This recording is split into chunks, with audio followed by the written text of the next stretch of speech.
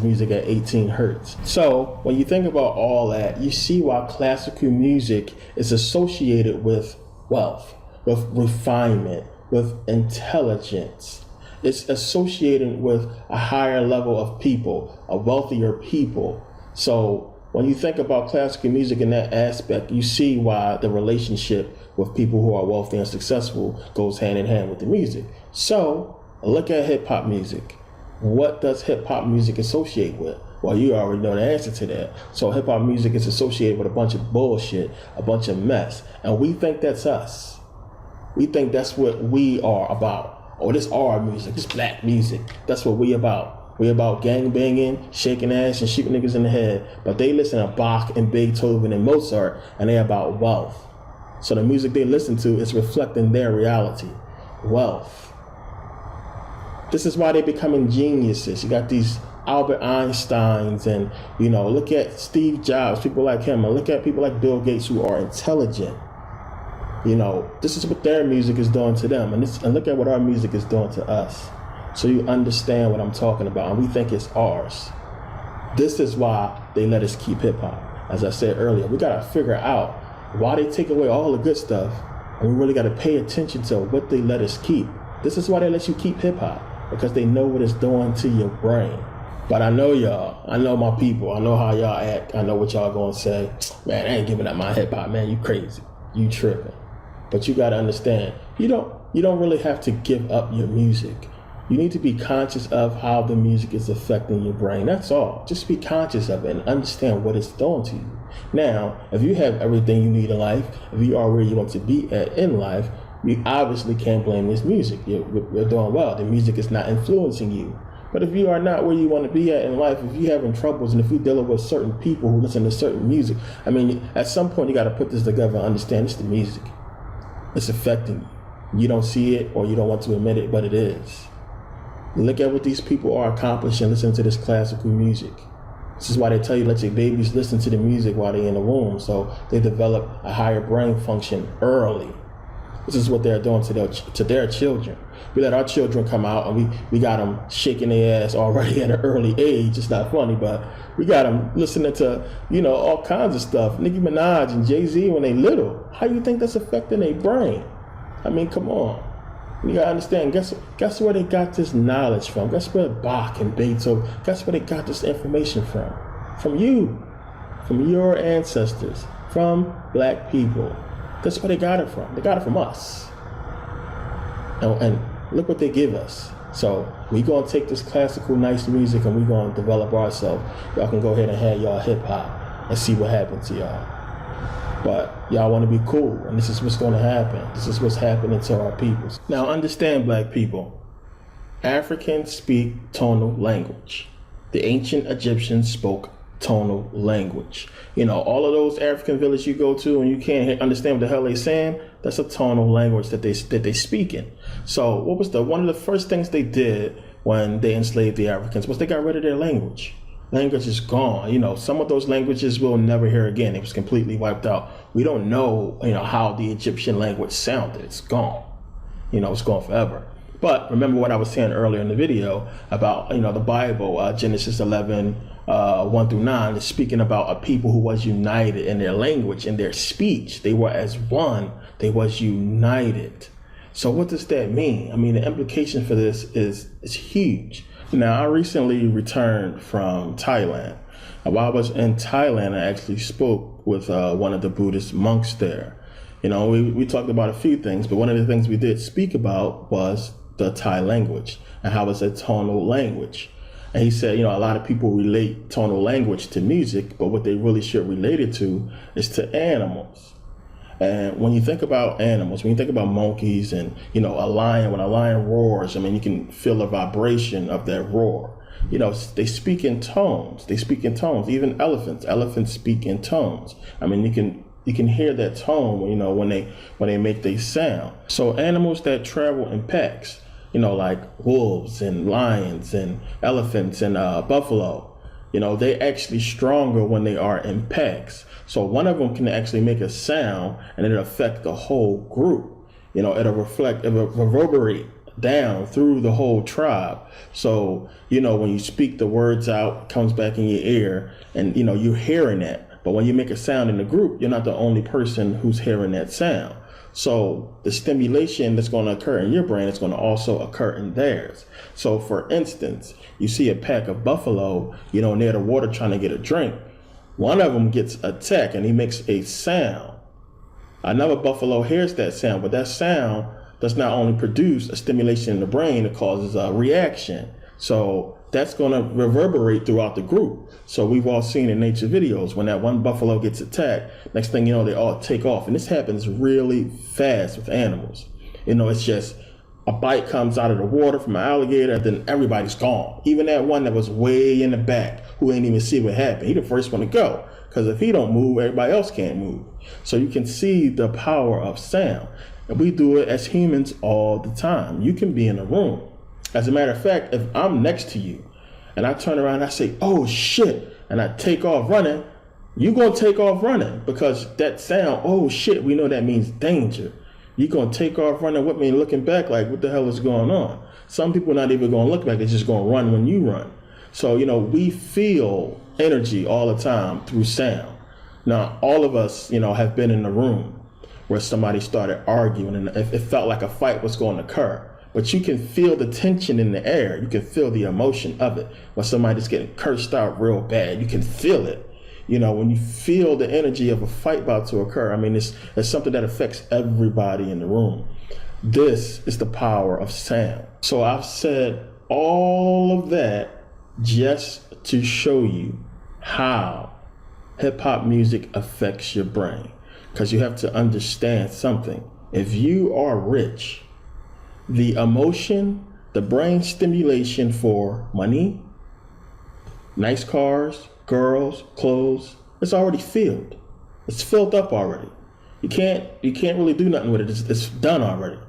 But if you are poor, if you have that stimulation, if you have that emotion, that feeling for wanting money, wanting cars, wanting girls, you need to stimulate it. And that's what hip hop music and music videos does. It stimulates that brain function. It stimulates that emotion.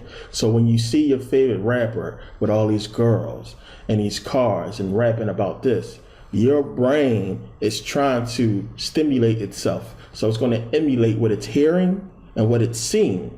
So now, instead of you having most of these black teens wanting to be doctors and, something positive, they want to be rappers. So they're going to imitate what they're hearing, what's stimulating their brain, and that's the hip hop music. So what do most rappers do? Most underground rappers, they don't even have 100 followers. They don't even got 50 followers. Yet they want to go put out an album. They want to put out a mixtape because they know that's what these rappers who are stimulating their brain, these big time guys, that's what they do. They put out albums. So they want to go hit the studio. They want to put out a mixtape. They ain't got 100 followers, but they want to put out a mixtape. That's them following it. So when you see these drug dealers selling drugs, calling women bitches and hoes and, pouring drinks on girls and treating girls like shit, guess what they doing? They are following what they are hearing and what they are seeing in these hip hop music videos. It's stimulating their brain and they are acting it out. You have to understand that people who bring you this music know all about it from day one. So remember I was saying back in the 80s, when they seen that the positive hip hop music died down crack, guess what happened in 1988? The Grammys, the same people that give you the Grammy Awards, they came up with the Grammy Institute. So now the Grammy Institute, they give money, they give funding to people, to neuroscientists like people at the Rotman Institute and other neuroscientists who do research and studies on the power of music and sound as it relates to the human brain.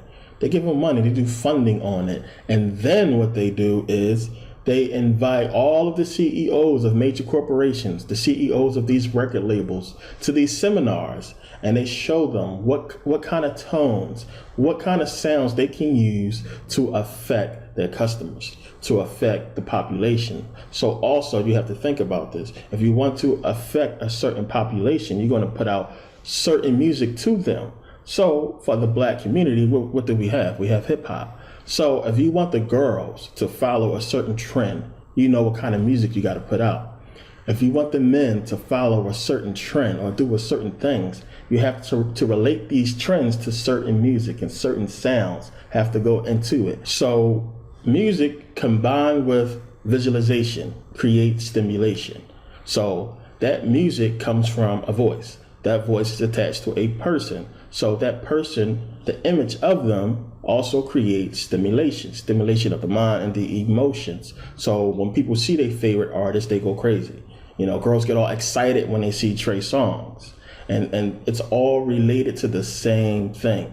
This is being used to control you. So if you want to create a certain image or change the atmosphere around a certain group of people, you just interject music and visualization. So if I want all the girls to start twerking, I just get their favorite artist to start twerking. I get the person who they look up to the most to start twerking. And then it's going to reverberate down through the group. That's what's going to happen. And that's what we are seeing. They're controlling us with the music. We don't own the music industry. That's one thing we got to understand. We don't own it. It's not ours. White people own it. And they have owned it for a long time. There's a lot of smaller labels that people think that P. Diddy owned Bad Boys, and they're subsidiaries, you might as well call them. Universal Music Group, Sony, Time Warner, they own almost every label. You got Bad Boys, Def Jam, Interscope. All these labels are under Universal. They're under Universal. Cash Money, under Universal.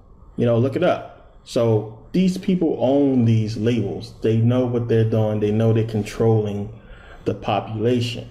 So in the late 80s, early 90s, they understood how powerful this whole thing was. So if you want to start controlling these men, getting them to do things that's going to land them in prison, you got to stimulate them. So of course we had in 1991, New Jack City came out, talking all about the whole drug game, and people looked up to Nino Brown. He was a murdering drug dealer. Looked up to him. You know, then we had Boys in the Hood and Menace to Society and South Central. All these movies came out, and we was looking up to these gangsters, like, you know, to these stories, you know, because we felt like they was reflecting our life. But you got to understand, these people was creating the life we was living in, and then they was projecting it on a big screen to stimulate our situation, so we would react to what we seeing in the movie and produce it out as life, as we just basically putting out what we bringing in. So we creating our reality from the reality that they giving us, and it's a negative reality. And it just, when you really understand this whole thing and when you look at it, it blows you away, the deception of it. And we sitting up here and we defend these people, we defend these rappers, we defend these movie stars, and they destroying us. They fucking sellouts, man. They sellouts. They selling you out, which is why none of them come back to the black community and truly do anything huge to affect the whole community. Think about all of the rich black celebrities we have. We have billionaire black people. So they can come and systematically change the black community. They can get by a Chinese store, get by a Dominican store. I'm going to take a group of people, I'm going to send them to school, I'm going to teach them how to run a business, and I'm going to put a bunch of black-owned businesses in the black community and make sure that money comes back to the black community. They haven't done this. They could have got together and done this. It's not done because the people who give them their money tell them not to do this shit, and they obey them. So when you take this hip-hop music and you inject it into these black communities that you created, you know, these projects and these badly crime-ridden neighborhoods full of crime, when you inject this hip-hop music into these neighborhoods, you can control the black community by remote control. So you have to understand something. The stimulation of hip-hop, the stimulation of hip-hop music in these negative gangster movies, they could not work. They could not work. The whole foundation of these things working is based on what? You being in poverty. Because without you being in poverty, hip-hop music won't affect you. Because guess what? You don't need the stimulation. You already got the money. The stimulation, that emotion is filled. You're already rich. So you're looking at this hip-hop dude like, fuck is you talking about? Nigga, you talking about going to go rob a store and blow a nigga's brains off. What? Nigga, I'm going to lose my money. I'm going to go to jail. Which is why these white people can't relate to this hip-hop music, because they got money. They living good. They can't understand and thinking, man, why would you go shoot this dude and rob him? You know, what'd he do to you? Oh, this is crazy. But because we live in a reality where that is everywhere, it is just stimulating us, and we like, this stuff goes on, and this is how they make it, and this is what they do. I need to do it to get there. But it can't work unless you are in poverty, which is why they've been trying to keep us. They've been successfully keeping us in poverty, which is why, okay, we'll give you welfare. Sure, it's not going to bring you out of that community, but we'll give your ass some food so you can survive. We'll give you welfare. But we're not going to let you climb out of these communities that we work so hard to put your ass in. So now, since we know about this whole system and how music is going to be affecting these black people, we're going to build these private prisons, because we got to put them somewhere. We got to lock them up, and we're going to make money off of them while they're in there. So that's what these prisons are for. So now, since the whole purpose, since the whole scheme of this whole music thing, this whole stimulation of your brain and your emotions, since it all relies on you being in poverty, the system has to reflect it. So when we send your kids to school, when you send your kids to school, the whole purpose of school is to prepare them for going to prison. It's to prepare them for staying in this system. That's what it's for. Because think about it. You can be, close to middle class family. You live almost on the outskirts of the negative, the real bad black community. Your mom, your dad work, you're raising your kid well. You're trying to control what he watch, but he see a little bit of things. But now he's forced to go to school with these kids from the projects. So now you got these kids from the projects that he bang with, that he gets along with, and they go out and do negative things. And then now they start disobeying the parents. They end up doing something bad, like, robbery or beating somebody up bad. And, their life is downhill from that. They're going to land in prison. And when they get out of prison, guess what? They're going to try to get a job, a mediocre job that's going to keep them in that black community, not being able to rise. So, take a step back and look at yourself today. Look at everybody who you grew up with in your neighborhood, people you went to school with. Where are they today? You might got that one, maybe two that went to college. You may got that one who maybe blew up, maybe did something major. But that's rare cases. But majority of the people who you knew from around that time, guess what? They still live in the black community. Some of them still live in the same neighborhood. Some of them still live in their mama house. These people are still there. The system is working for them. The system is working. They got y'all being stuck back in these communities. Now, for you people who are like, man, I went to college. I got a degree. I got a career. I'm working there. But what are you really doing? You working in the system that's designed for you to keep them rich. So you ain't really moving nowhere. If your purpose is not for you to go to school and to one day own your own business and run it for yourself and have your own money, your own company, then what are you really doing? All you're doing is making another man's dream come true. Stay true. You're making them more wealthy. You're not giving back to your family. You're not really giving back to your community. You're doing exactly what the system was designed for you to do. And you think you made it, but you didn't. So now, while your kids are in school, guess what's controlling that atmosphere? Guess what's controlling the conversation and dominating the conversation of the lunchroom, of the kids when they get together? One, it's the popular culture. It's the trends. It's the hip hop music. It's the music. It's controlling everything, the way they walk, the way they talk, the way they act, because they have to conform to the trends, because the trend is cool and it's what everybody is doing. So now they're bringing that whole thing with them to school, where it shouldn't be at. The only thing that should be going on in there is learning, but they ain't teaching them nothing that they can really use. You go to these white schools in these white neighborhoods, they teaching their kids how to run companies.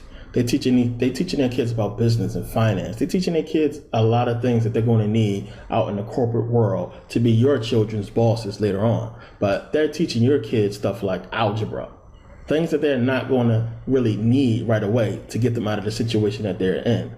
They're teaching them things that's going to cause a disconnect between them and the teacher that will cause them to drop out of school. Because you gotta take a step back and understand that these kids are going to this high school, meaning that they are from this neighborhood, and that neighborhood is impoverished. It has crime written. So A curriculum should be designed around the neighborhood that these children come from and the reality that these kids see every day.